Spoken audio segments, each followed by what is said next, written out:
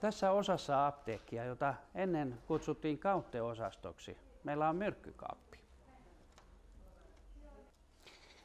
Tämä ilmenee esimerkiksi tästä ovessa olevasta venena-tekstistä. Venena on latinaa, tarkoittaa myrkkyä. Ja varoituksen merkkinä meillä tässä on pääkallon kuva ja ristissä olevat luut. Aina on lääkeaineista säädelty hyvinkin tarkasti. Esimerkiksi tässä Suomen farmakopeassa vuodelta 1914. Tästä löytyy luettelo B, jossa luetellaan myrkylliset lääkeaineet, jotka säilytetään erillään lukitussa kaapissa.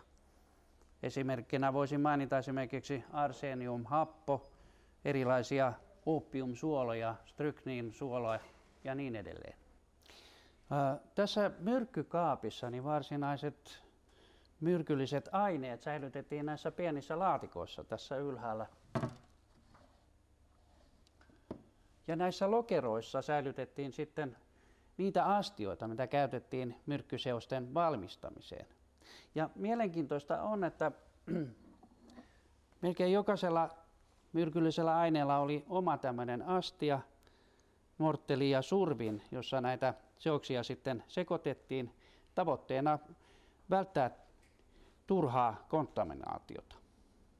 Sen takia astioissa olikin merkitty myrkyn nimi, jotta ne varmasti ei sekoittuisi keskenään.